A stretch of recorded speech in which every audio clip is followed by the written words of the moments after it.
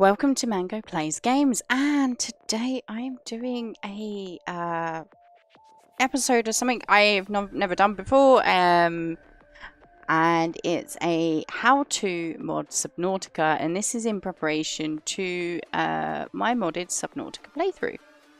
Which so this will be episode 0 of this playthrough, and I'm going to talk you through how I'm going to mod Subnautica. So, first things first, I am recommending you go to nexusmods.com and create an account. Now, nexusmods.com, or Nexus Mods, should I say, they're how I mod my Stardew Valley. They're how I mod my Subnautica, and they have many games in the in their availability for mods. So Skyrim, Fallout, Witcher 3. So definitely, if you don't already have a account with these guys and you're interested in how to mod games, I'd recommend creating an account with Nexus Mods. And as you can see, I just literally go to Subnautica and hit view mods. So this is where you can search through. You can search through new today, new this week, latest, popular all time. And you can just explore. If you go here, you can also, I think it's mod categories.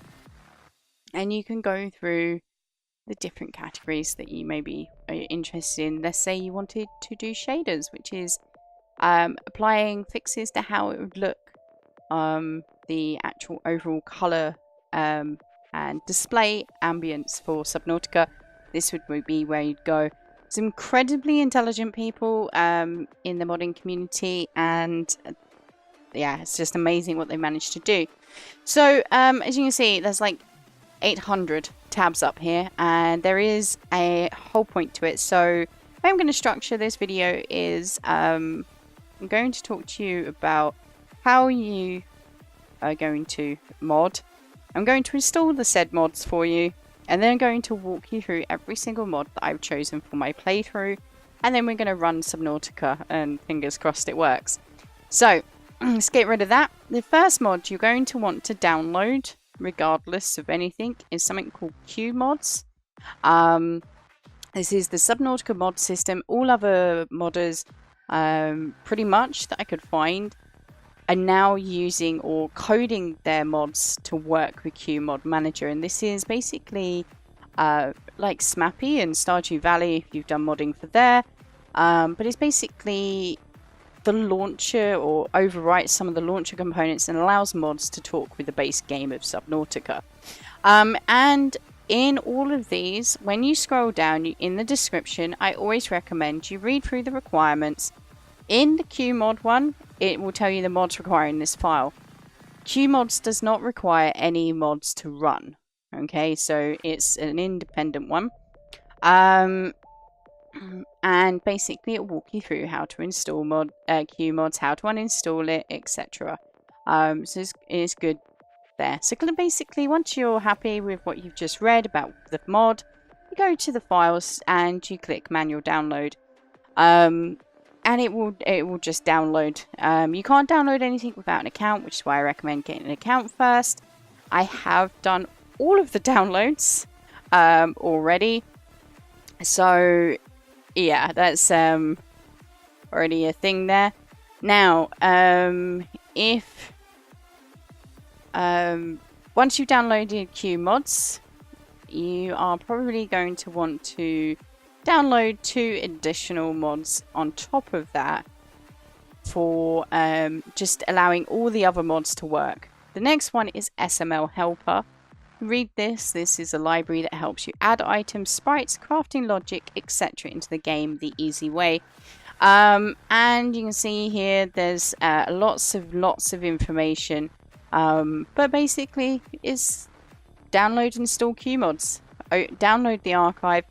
Open the archive and then drag the folder into the QMods folder, which will be created by QMods, which we'll do in a second. The next one that you're going to be downloading is Utilities for QMod Manager. Again, this is a bolt-on to QMod, and some mods will use either the modding helper or the utilities for QMod. And you see here we've got a component for the for players. Just unzip the archive into the Subnautica QMods folder and you're done, which is nice and easy. So what I'm going to do is download everything and bring you right back once everything has downloaded. Okay, everything is downloaded and I've even gone ahead and unzipped everything. So QMod setup comes down as just this file. The rest of them come down as zipped files, as you can see down here. So basically what I've done is just created a new folder and unzipped all of those files into here, ready to just do a straight copy and paste. So first things first is we're going to double click to run the .exe, and yes, I would like to run this. Welcome to QMod Setup Wizard.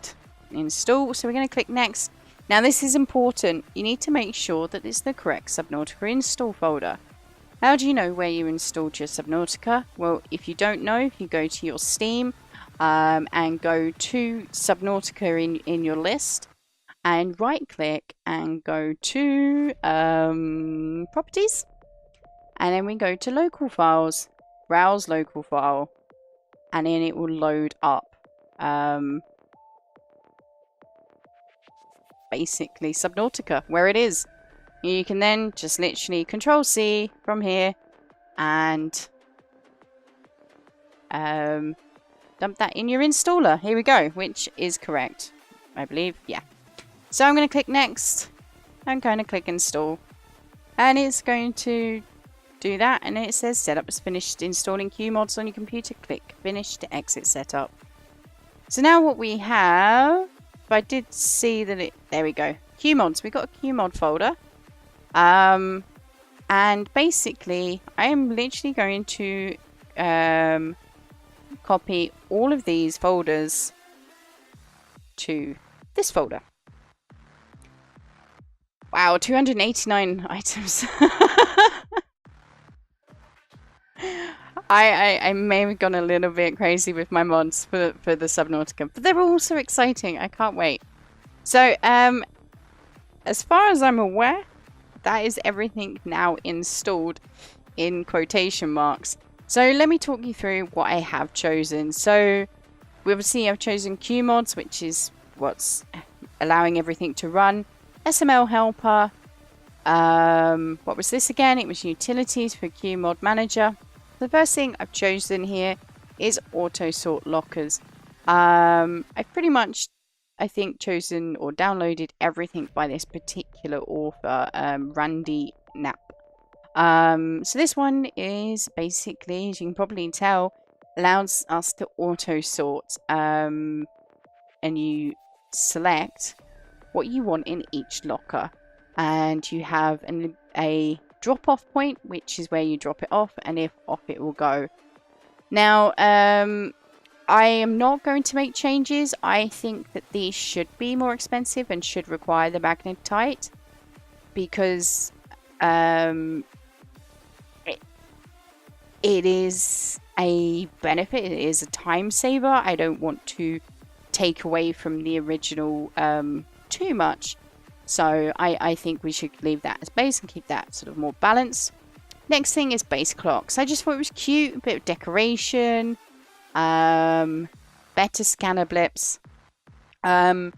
Basically, this will resize and recolor the scanner room HUD blips to your heart content, and now automatically scaling based on distance to target. It's I like the fact you can turn them off with the L key rather than removing the little chip in your HUD in essence. And there's loads of configuration, which I'm not. I'm going to leave it as base in this particular instance. Blueprint tracker. I love the idea of this. Again by Randy Knapp. But here we go. So basically you select any blueprint that you want to track. So let's say you want to make the CMOF. This is the items in the CMOF, and it tells you whether or not you have them in your inventory. It's just awesome for me, in my opinion. So no brainer there. Custom beacons. Yeah, so again by Randy. So again, basically, just if you found a mod that you like the look of, select it, read through the description. It will tell you how to do things like adding your own icons and colors, for example, in this one. Or you can just roll with the base one. It will tell you the requirements. So the requirement is that you need the Q mod manager for this one to work. And a different mod requires this mod for it to work as well. Yeah, so that's basically how I've gone through. So yeah, custom beacons allows us to change colors and choose what beacons we want. Customized storage, again by Randy, increases the size of any container in game, including player inventory. This is probably the only one I'm going to change, and I'm going to increase the player inventory, not by much, but I think I'm going to increase the width maybe to 8. So it's an 8x8. I haven't decided yet, but it's in there for when I do. Databox scanner fix. This is a bug in Subnautica that I found that annoyed me so much. And this is a fix for that bug where the blip of the scanner room remains after you grab the blueprint from a data box. So when you rescan for the area, you will then end up going back to areas that you've already collected this data box from, which I find really frustrating. Then I couldn't not add this mod. It's called Decorations mod. Like, absolutely, I'm all in here. Adds a fabricator allowing you to craft 67 new item, and adds another fabricator allowing you to craft 46 new seeds. 24 new buildables will be added to your habitat builder menu. Lots and lots and lots and lots of different new buildables and decorations, and like you're able to put trees in everywhere. I mean, look at this, it's just so cool. Some things obviously I'm not going to do, but that's for the fun of it. Docked vehicle storage access. This is to resolve the bug where you can't access the storage access from your moon pool, which is just silly. So by building an additional locker, you can extract the items out, and I'm pretty sure, because this is, yeah, it's written by Randy, it will interact with the automated storage system as well. Drillable scan. So this mod splits the large resource deposits in the scanning room. So basically, that's not English. You can see the stuff that's drillable, so you can choose to just search for the drillable items. Okay, easy craft. Automatically crafts ingredients for a blueprint and takes materials from neighboring storage. So it just seemed like sensible for me.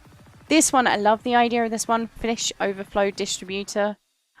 Basically, any additional fish. So once you get up to 10 fish in a single story aquarium, they will no longer breed. This will take 2 of them or 4 of them and put them in the bio reactor, which will now allow them to breed or continue breeding. So it will keep your bioreactors full. Habitat control panel. I just love this. You get habitat colors, and you get like this new beacon. You also can put a battery in here. I think's awesome. Well, it's not a battery, it's a ion thingy, but you can customize to your heart content. It costs materials to put into your habitat. It's not just there straight off. So again, really enjoy that sort of addition. Large deposits fix. So this is, again, is very much similar to the beacon. No, not beacon. The other bug, where you take the blueprint from those little boxes. Again, once you've drilled a large deposit, it will continue to say it's there through the scanner. This removes that bug. More quick slots. I love this. Having more items across my hotbar rather than the original 5. You go up to 12, which, you know, just used to. Prawn upgrade access. This allows us to change the prawn arms and access the storage container whilst piloting the prawn suit. So I'll be able to keep all of my arms in me prawn suit's boot, in essence, and change them. When I need a grab hand, I can just go in there, change the grab hand out. Love this idea. See more storage access, pretty much the same thing. Access to the storage access. Show available items. So this is when you're in here, it will show you how many you have of the fiber mesh. Toggle machines. This allows you to toggle a machine on and off. And then base light switch. Again, allows you to toggle lights on and off. And finally, that seems weird because there is one mod that I was sure I had, but clearly I don't. We have unpack ingots, titanium and plasteel. So you can pack up ingots into a smaller form factor to take with you, say, down into the depths, that you can then unpack once you get down there, which I think is going to be really handy. The other thing that I really thought I had is the map mod. So give me a moment. I'm going to quickly download and install this mod. But I'll show you exactly here. What I do is I go to the requirements. Yep, I need QMod Manager. It tells me all the bits here. I go to Files and click Manual Download. And I need to log in. So back in a moment. Okay. So I've added the Subnautica map. I'm now very confused. Well, there we go. I clearly had downloaded it and installed it already, but there's been an update, which I think is why the name changed. But it's in there now. And I think that is everything. Now, it is worthwhile taking the time to read these because it will tell you all of the different keybinds, which we will need. Okay. Those are all done. Let's go here and hit play. Yes, please. I don't have VR. Okay, so I'm going to jump in creative game that I have. Okay, so I can see already that we have one mod that's not working. Well, a short, maybe 30 minutes later, I have managed to trace down the problem. Oh, excuse me, croaky voice. It is SML Helper. So one of the core mods that I told you that should be used. So mod helper, basically. Any mod that requires hello lady, any mod that requires SML helper won't work, and SML helper for some reason knocked out all the other mods. So basically what I did was I removed all mods and I slowly added them in one by one, starting with the least complicated to the more complicated, the least to most. So you can see here we've got the habitat builder, we've got the ability to turn on and off our pings, we have the bigger menu down at the bottom. I haven't done the config to increase my inventory size right now.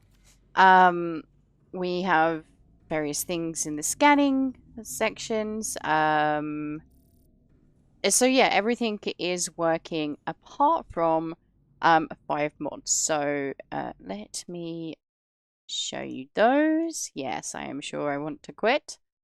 And a few of them are mods that I'm a bit sad that I've lost. So a few of these mods are, it's unfortunate that they're the ones that are not working, because they're nice, cool decoration mods. But I'm going to keep my eye out for SML Helper to be updated. They're aware of bugs, and in the forum posts and stuff, they said they are shortly going to release something that will rectify it. So fingers crossed. So base clocks won't work. Base light switch, data box scanner, unfortunately. Exterior plant pots and unpack ingots are the ones that won't work for the modded playthrough. But I still think it is going to be fun. Hopefully this video was informative about how you can mod to Subnautica and how easy it actually is. You may encounter problems like I did.